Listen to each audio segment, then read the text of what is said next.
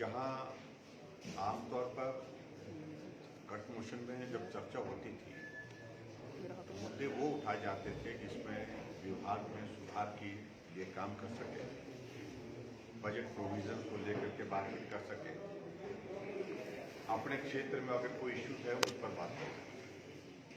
और मुझे बहुत अजीब सा लगा, पता नहीं कहां से उस तरह के वो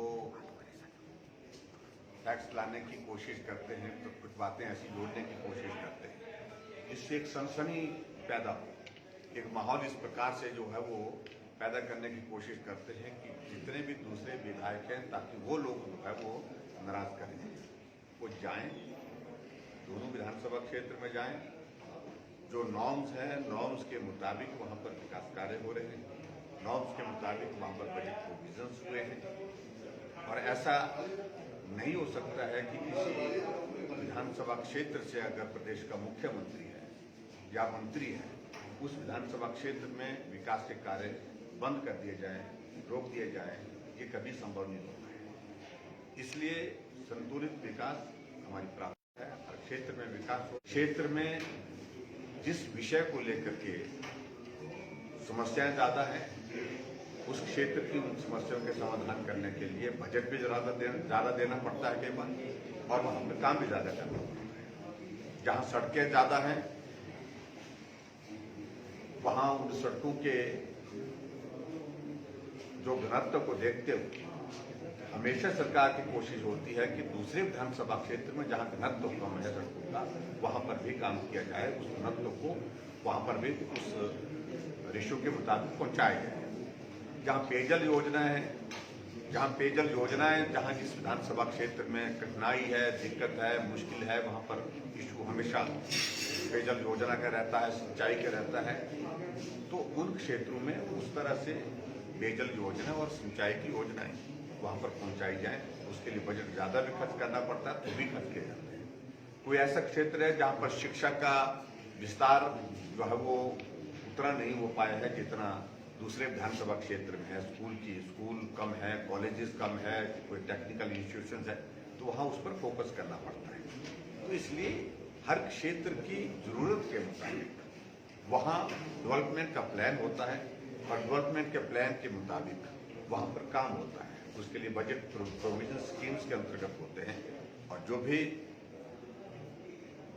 काम हिमाचल प्रदेश में हर विधानसभा क्षेत्र में हो रहे हैं, वहां की रिक्वायरमेंट को हम देख रहे हैं, उसको असेस कर रहे हैं, और रिक्वायरमेंट के हिसाब से फिर बजट की क्या एलोकेशन हमारे साधनों के मुताबिक हो सकती है वहां पर, उस तरह से हम काम कर रहे हैं। सर, एक मामला है सऊदी अरब का, एक लड़का ऊना जिले का था, मामला आज विधानसभा में भी हुआ है। किस तरह का आश्वासन राज्य सरकार ने दिया है? क्या विदेश मंत्रालय से आप ये उठाएंगे? मैंने आज सुबह अपनी बात कही है विधानसभा के अंदर में, जहाँ ऊना के विधायक जी ने इस विषय को विधानसभा के अंदर उठाया था। ये सचमुच में बहुत दुर्भाग्यपूर्ण है कि एक नौजवान की वहाँ पर मृत्यु हुई। दुखद समाचार है हम सबके लिए, और मृत्यु के बाद दुखद समाचार और भी अधिक इसलिए है क्योंकि वहाँ पर उस व्यक्ति को वहाँ के जो मुस्लिम रीति रिवाज है उसके मुताबिक रस्म अदा करते हुए जो है उनको दफनाया गया, जबकि वो हिंदू थे और वो नहीं होना चाहिए था। ये पूरे अंतर्राष्ट्रीय स्तर पर एक कॉन्सेप्ट है, जो रीति रिवाज है उनको ही प्राथमिकता दी जाती है। और परिवार के लोगों ने भी इस बात को लेकर के अपनी बात कही है सरकार के सामने। हमने कहा कि सारे फैक्ट्स आ जाएं, सारी चीज़ें आ जाएं, और उस तरह से इस मामले को केंद्र सरकार में विदेश मंत्रालय के साथ उठाएंगे। जो मदद उस परिवार के लिए की जा सकती है वो करने की कोशिश करें। कोरोना के मामले प्रदेश में बढ़ते जा रहे हैं, क्या प्रदेश सरकार भविष्य में रिस्ट्रिक्शन लगा सकती है, स्पेशली पब्लिक गैदरिंग और मीडिया वगैरह? प्रधानमंत्री की से भी वीडियो कॉन्फ्रेंस कल वीडियो कॉन्फ्रेंस आदरणीय प्रधानमंत्री जी के साथ सभी मुख्यमंत्री की होने वाली है। स्वाभाविक रूप से कुछ विषयों को लेकर के वहाँ पर चर्चा हुई और चर्चा करने के बाद हम निर्णय भी लेंगे।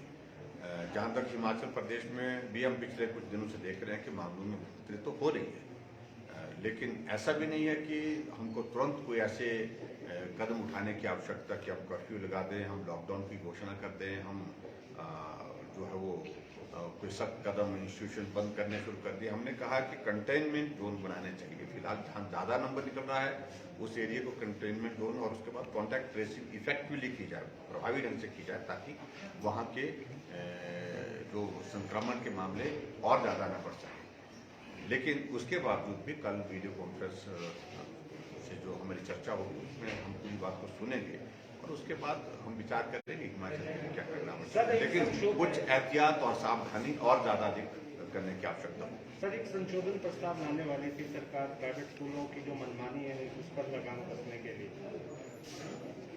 उस सारे विषय में सिर्फ इतनी बात है कि एक कंसेंसस थोड़ा सा बनाने की आवश्यकता है दोनों पक्षों को, जो प्राइवेट स्कूल चला रहे हैं, संचालन कर रहे हैं, उन लोगों के साथ भी और उसके साथ साथ में अभिभावकों के साथ भी।